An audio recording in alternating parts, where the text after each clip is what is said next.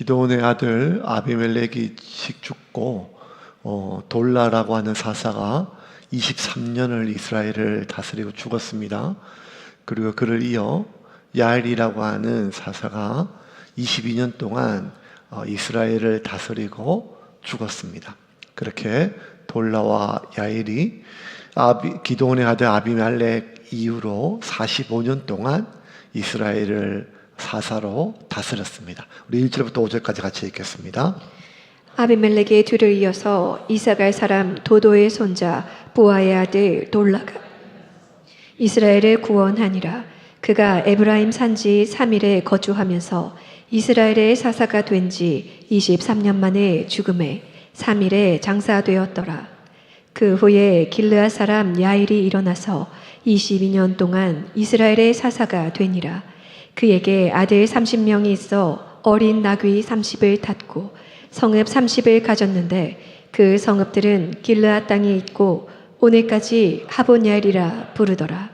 야일이 죽음에 가문에 장사되었더라. 이 45년 동안의 기록이 단 5절에 끝이 나요. 여러분, 기드온은 40년 동안 이스라엘을 다스렸거든요.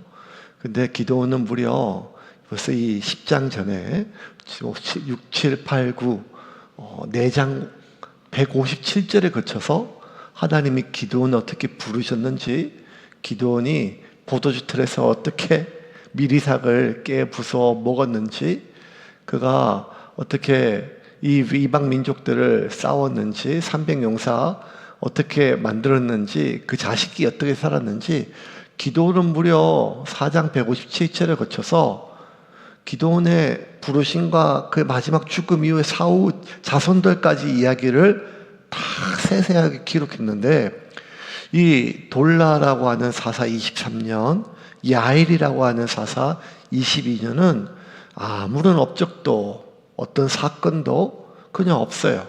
그냥 사사로 다스렸고 죽었더라. 사사로 다스리고 22년간 다스린 뒤에 죽었더라. 그러니까 어떠한 사건도 없어요. 업적도 없어요. 기록도 없어요. 그냥 사사로 자기가 있어야 될 자리에 있고 그냥 죽었다는 것이 답니다. 별일이 하나도 없죠. 이 성경에 보면 왜 어떤 사람은 특별히 더 하나님께서 자세하게 기록하시고 또 어떤 사람은 그냥 이렇게 쑥쑥 지나가시는가?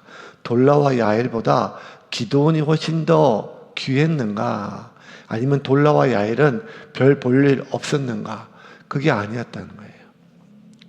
여러분, 별 볼일 없는 것이 하나님께서 가볍게 여기는 것이 결코 아님을 우리가 기억해야 돼요.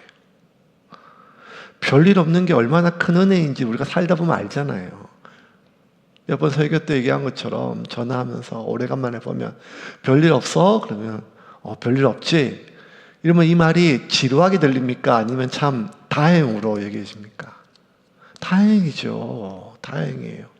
기도는 별일이 다 많았어요. 그 자식들까지도. 자식이 70명이나 큰 복인데 하루아침에 다 죽었어요. 이런 일이 어째 세상에. 그것도 자기 자식이 또 다른 자식을 죽였어요. 하나님 보시기에 마음이 가장 합했던 다윗도 그의 인생에 얼마나 파란만장한 일이 많았어요. 하나님 앞에 누구보다 높이 쓰임 받았지만 인간으로서, 아버지로서, 가장으로서 겪으면 안 될 일을 그가 마지막 노년까지 얼마나 많고 힘든 일을 겪었습니까? 그렇게 보면 여러분, 별일 없는 것이 그냥 지루하고 그냥 권태로운 그냥 아무런 볼일 없는 인생이 아니라 하나님의 은혜임을 기억해야 돼요. 하나님의 은혜임을. 왜냐하면요, 우리의 뇌는 평안하고 권태로움을 똑같이 인식한답니다. 평안함과 지루함을 똑같은 부위에서 똑같은 상태로 인식한대요.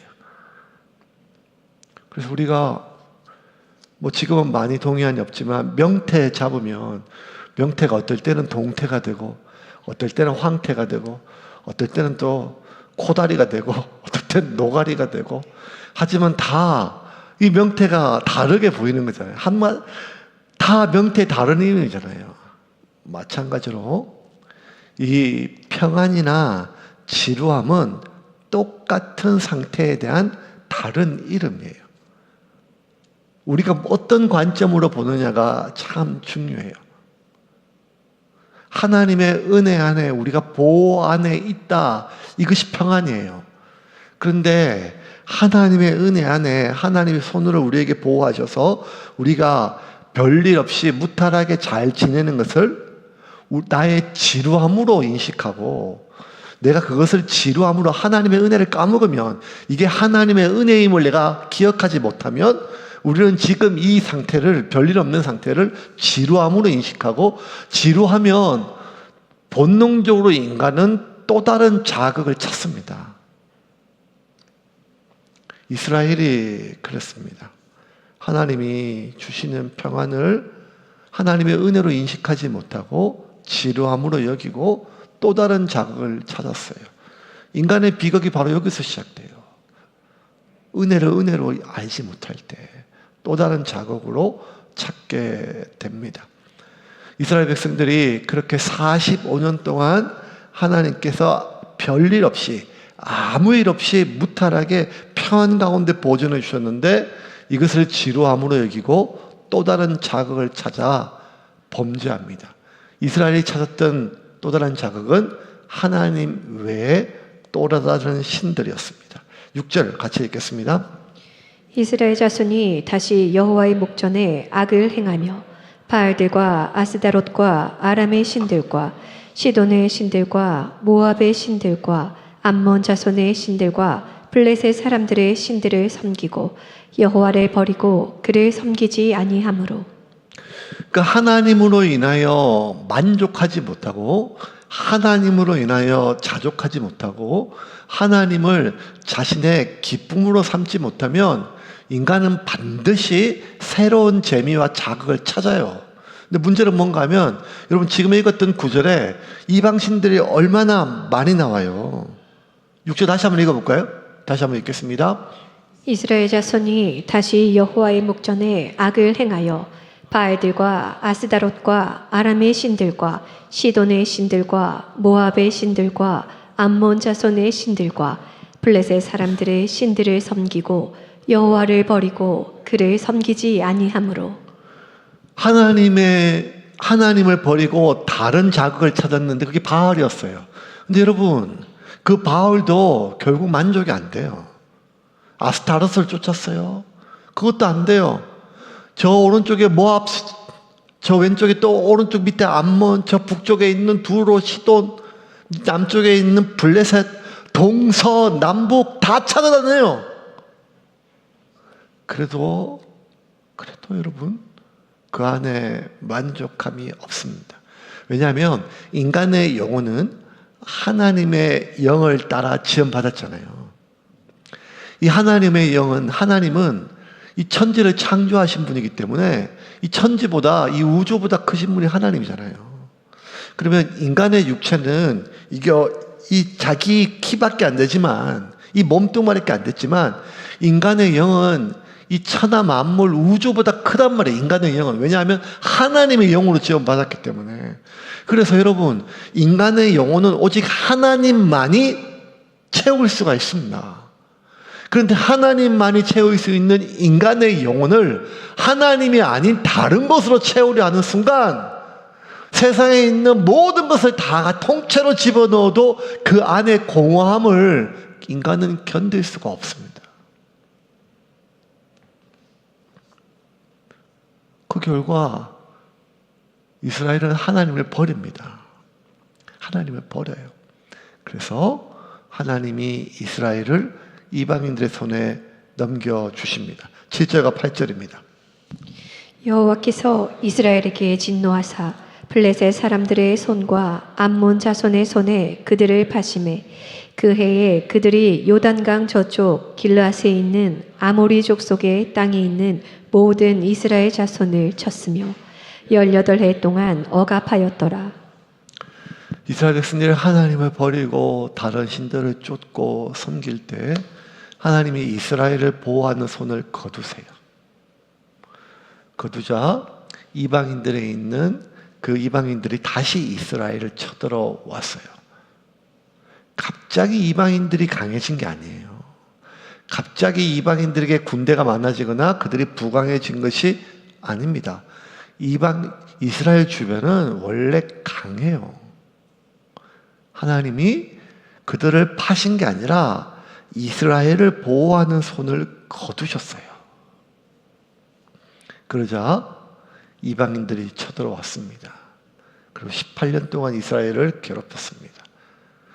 여러분, 이스라엘에게 지금 쳐들어온 그 이방인은 누군가 하면 이스라엘 백성들이 하나님을 버리고 섬겼던 그 신들의 백성이에요. 공교롭게도. 여기서 참 중요한 인생의 교훈이 있어요. 하나님의 백성이 하나님을 버리고 다른 것으로 의지하고 도움을 삼고 즐거움을 삼을 때 그것은 반드시 막대기와 채찍으로 반드시 돌아옵니다. 18년 동안 그들이 하나님 앞에 부르짖었습니다. 아니, 곤고함 때문에, 고통 때문에 견딜 수가 없었어요. 18년 동안. 그 18년 동안 그들이 계속 반복적으로 고통을 당하니까 그때서야 돌라해가 다스렸던 23년과 야일이 다스렸던 22년 그 45년 동안이 지루함의 시간이 아니라 별일 없었던 시간이 아니라 하나님의 특별한 은혜의 시간임을 깨달았어요. 언제? 인간이 하나님의 보호의 손을 거둔 뒤에 곤고함을 겪어야 그 하나님의 보호의 손이 지루함이 아니라 하나님의 특별한 은혜임을 깨닫게 됩니다. 9절입니다. 같이 읽겠습니다. 암몬 자손이 또 요단을 건너서 유다와 베냐민과 에브라임 족속과 싸움으로 이스라엘의 곤고가 심하였더라. 뭐가 심했다고요? 이스라엘의 곤고, 고통이에요. 고난이에요. 고통이, 고난이, 아픔이 인생에서 당하면 안 되죠. 그것이 질병이든 가정의 문제든 생업의 문제든 관계의 문제든. 그런데 이 곤고가 주는 장점 중에 하나는 무엇인가 하면 하나님의 은혜를 다시 기억해요. 지나온 시간에. 그게 하나님의 은혜였구나. 무엇이요? 지금 내가 하나님을 떠남으로 말미암아 당하는 고난이, 이 곤고가 심하면 이스라엘 백성들은 본능적으로 뭘 하는가 하면 하나님께 부르짖어요. 언제요? 믿음이 좋을 때, 평안할 때? 아니요. 무려 1000년 동안, 아니 출애굽 이후로 400년 동안 사사기 시대에 한 가지 공통적인 사인은 이스라엘이 하나님께 간절히 부르짖을 때는 하나님의 은혜의 손으로 이스라엘을 보호했을 때, 평안할 때, 아니요! 언제나 곤고했을 때. 하나님께 반드시 부르짖어요. 10절 말씀 같이 읽겠습니다. 이스라엘 자손이 여호와께 부르짖어 이르되 우리가 우리 하나님을 버리고 바알들을 섬김으로 주께 범죄하였나이다 하니. 똑같은 기도를 하나님은 계속 들어요. 물론 그 이전 세대는 죽고 없어졌어요. 그런데 사사기에 이런 기도가 얼마나 반복됩니까? 하나님이 구해주고 보호했다가 하나님을 그 보호하심을, 그들의 은혜를 잊어버리고 또 다른 자극을 찾고 다른 신을 섬기고 하나님을 버리면 또 고난을 받고 그때 하나님께 부르짖고 하나님께 용서하시고 그들을 보호하시면 또 하나님의 배반하고, 이게 반복되잖아요. 하나님이 반복되는 이 이스라엘의 반복되는 배신을 견딜 수가 없어졌어요. 이제 더 이상. 그래서 하나님께서 이스라엘 백성들이 이렇게 말씀하십니다. 11절부터 14절까지 같이 읽겠습니다. 하나님께서 이스라엘 백성에게 대답하셨다. 이집트, 아모리, 암몬, 블레셋, 시돈 사람이 아말렉과 미디안까지 너희를 압제할 때에 너희가 내게 도와달라고 부르짖어서 내가 그들 손에서 너희를 구원했다. 그런데도 너희는 나를 떠나 반역하고 다른 신들을 섬겼다. 이제 나는 더 이상 너희를 구원하지 않겠다. 어디 너희가 택한 그 신들에게 도와달라고 부르짖어 보아라. 그 신들의 도움으로 너희가 처한 곤경에서 벗어나 보아라. 하나님이 이제 이런 회개가 징글징글하세요. 아니, 내가 또 용서해주고 너희들 구해준데 그게 무슨 의미가 있겠냐? 잠시 몇 년 지나면 또 너희들이 나를 잊고 다른 신을 섬길 건데, 그 풀을 붙을 뻔한데, 내가 다시 한번 너희들을 구해주는 게 이게 무슨 의미가 있겠냐? 이제 너희들의 그 허황되고 문이뿐인 회개는 내가 신물이 난다. 신물이 난다. 그냥 너희들이 나를 버리고 믿고 섬겼던 그 신들에게 너희들이 구해봐라. 너희들 구해 좀 달라고.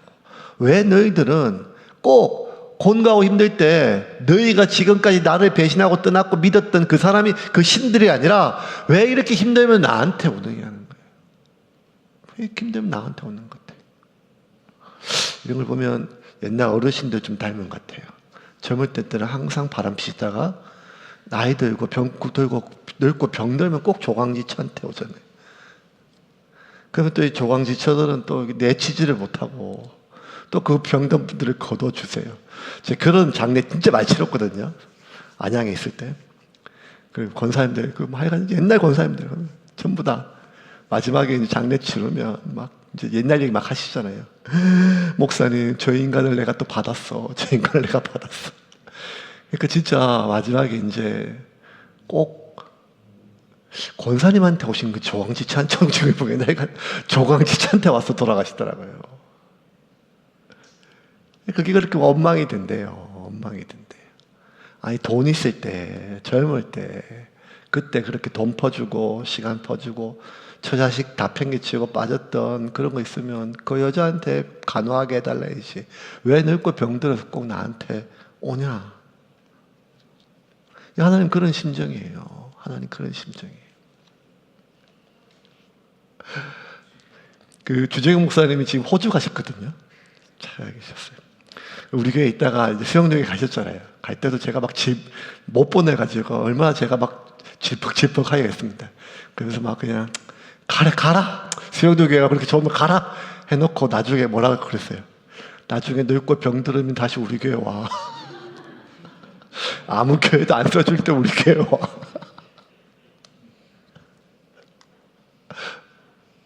그게 마음대로 안 되는 모양이에요. 마음대로 안 되는 모양이에요. 네. 그래서 호주까지 가서 진짜 늙고 병들어서 60 넘어서 우리 교회 오면 그때 제가 받아줄 생각이에요. 하나님이 네가 그렇게 믿고 섬겼던 그 신들에 가서 구해달라고 소리치는 거예요. 하나님 심정이 이해가 되시죠? 너무너무 그 배신감에 오히려 통쾌하신 거죠. 너희들의 곤고가 잘됐다 이놈들아, 잘됐다. 그들이 그 곤고가 하나님이 통쾌하시죠. 하나님의 심정이 이해가 돼요. 그런데 하나님이 또 그 다음 문장을 보면 입다라고 하는 사사를 세우셔가지고 이스라엘 백성들을 또 구해 주세요. 왜 그러셨을까요? 16절 같이 읽겠습니다. 자기 가운데에서 이방 신들을 제하여 버리고 여호와를 섬김에 여호와께서 이스라엘의 곤고로 말미암아 마음에 근심하시니라. 이스라엘의 곤고로 말미암아 마음에 근심하셨대요. 아니, 이스라엘의 곤고가 하나님의 통쾌함이었다니까요. 잘됐다 이놈들아. 맨날 배신하고 큰 코 다치 마라. 그게 은혜였음을 왜 까먹냐. 그런데 왜 하나님은 다시 이스라엘의 곤고를 통쾌하게 여기셨는데 왜 다시 근심하셨을까요? 자식이라서? 그게 아니에요. 하나님 버리실 준비가 되어 있었어요. 그런데 왜 하나님 다시 이스라엘의 곤고를 통쾌함이 아니라 하나님의 공의로 받으신 것이 아니라 마음에 근심하셨을까요? 16절 다시 한번 볼까요? 같이 읽겠습니다. 자기 가운데에서 이방 신들을 제하여 버리고 여호와를 섬김에 여호와께서 이스라엘의 곤고로 말미암아 마음에 근심하시니라. 이스라엘 백성들이 하나님께 부르짖었는데 부르짖기만 한 게 아니라 16절 요 구절이 되게 중요해요. 자기 가운데서 이방 신들을 제하여 버리고 제거됐다는 거예요. 제했다는 거예요. 제하여 버리고 하나님을 섬기니까 이스라엘 백성들의 곤고가 하나님의 통쾌함이 아니라 하나님의 근심이 되셨다는 거예요. 그래서 여러분, 반복적인 범죄가 있잖아요. 계속 우리가 인생에 보면 사람마다 약한 부분이 있다니까요. 그것이 물질이든, 그것이 정욕이든, 그것이 분노든, 그것이 뭐 불안이든, 그것이 무력이든, 아니면 어떤 노욕이든, 사람마다 그 기질에 따라 약점이 있고, 또 그 한 사람의 또 인생의 단계에 따라서 다 취약점이 다 달라요. 그런데 어떤 부분들은 계속 반복적으로 넘어지고 또 넘어지면 또 하나님께 회개하죠.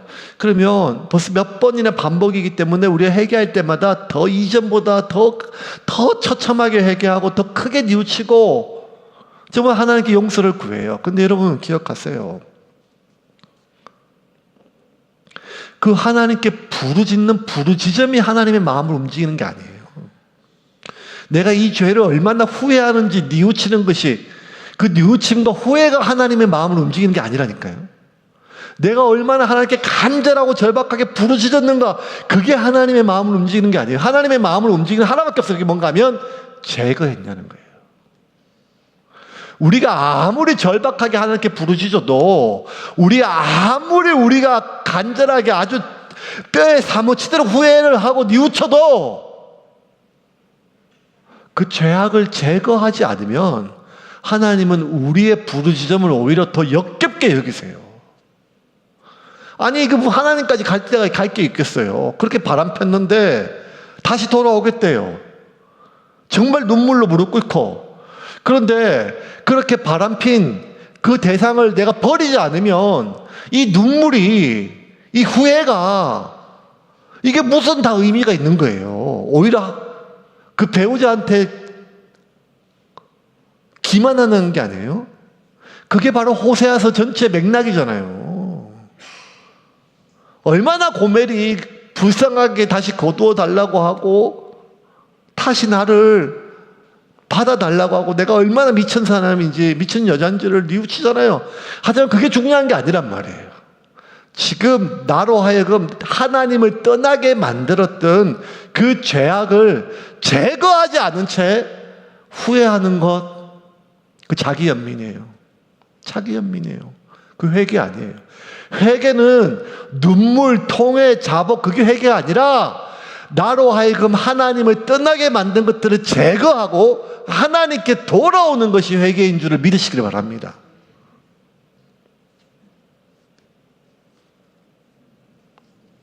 제거했는가가 중요해요. 그래서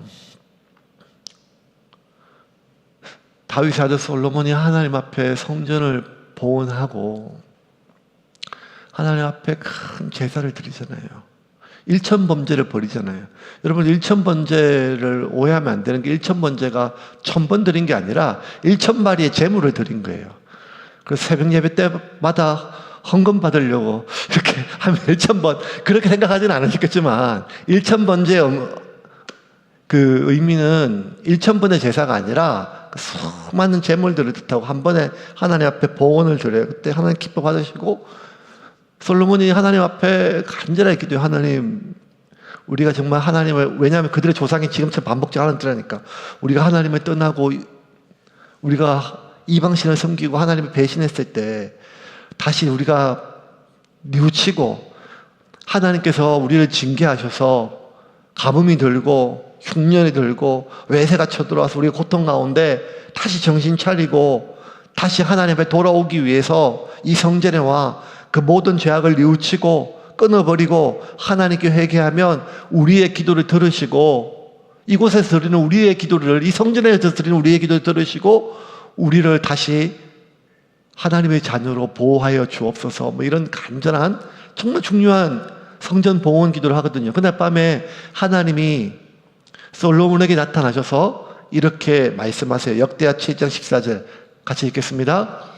내 이름으로 일컫는 내 백성이 그들의 악한 길에서 떠나 스스로 낮추고 기도하여 내 얼굴을 찾으면 내가 하늘에서 듣고 그들의 죄를 사하고 그들의 땅을 고칠지라. 우리는 하나님의 얼굴을 찾는 데만 간절해요. 왜냐하면요, 인간은 고통 가운데 하나님을 찾는 것이 믿음이 아니라 본능이라니까. 이게 하나님 찾는 건 믿음이 아니에요. 그건 본능이에요. 도와달라는 것. 근데 뭐가 해결인가 하면 그 악한 길에서 떠나는 거예요. 나로 하여금 하나님으로부터 돌이키게 만들었던 그것을 제거하는 거예요. 그것이 무엇이든 간에, 그것이 심지어 내 자식이라 할지라도 제거하고 하나님께 돌이키면 하나님이 하늘에서 듣고 그 죄를 용서하신다고 말씀해 주셨습니다. 그때 그렇게 우리가 제거하고 하나님께 돌이키고 하나님께 부르짖으면 하나님은 우리의 그 근심을, 우리의 그 고난을, 우리의 그 아픔을 하나님이 마음에 두세요. 하나님의 근심이 되세요. 그런데 제거하지 않은 채 회복만을 구하는 우리의 부르짖음은 하나님이 하나님에 대한 기만으로, 배신으로, 모욕으로 여기십니다. 이제 말씀을 정리하겠습니다. 오늘 말씀은 명확합니다. 뭐가 해결인가? 얼마나 간절하게 하나님께 부르짖는가? 얼마나 뼈에 사무치게 내 행동을 뉘우치는가? 이게 회개가 아닙니다. 회개의 본질은 나로 하여금 하나님을 떠나게 만들었던 그것을 내가 제거하는 것입니다. 그리고 하나님께 돌아오는 것이 회개입니다. 그러면 그게 몇만 번이라 할지라도 제거하고 하나님께 부르짖으면 내가 하나님 염치가 없어서 누가복음에 나왔던 탕자처럼 나를 감히 아버지의 아들이라 부르지도 못하겠습니다. 나를 그냥 종으로 여기소서라는 마음이 든다 할지라도 하나님은 나의 그 아픔을 통쾌함으로 여기지 아니하시고 마음에 두시고 근심을 여기십니다. 16절 메시지 내가 읽을게요. 그러고 나서 그들이 이방신들을 깨끗이 제거해버리고 하나님을 섬겼다. 하나님께서는 이스라엘의 괴로움을 마음에 두셨어요. 여러분, 오늘 우리가 이 한 구절 붙들고 기도합시다. 정말 우리가 돌이키는 것은요, 우리의 눈물과 우리의 뼈저리는 후회가 아니라 그것을 제거하는 것입니다. 아니, 이 즐거움도 없으면 어떻게 살라고? 아니, 이것도 없으면 내가 무엇을 위안을 삼으라고? 아니, 이것까지? 아니요. 하나님보다 더 의지하고 사랑했던 것을 우리는 우상이라 부릅니다. 하나님보다 더 의지하고 사랑한 것을 하나님은 우상이라 부르십니다. 그것을 제거하게 해달라고 기도합시다.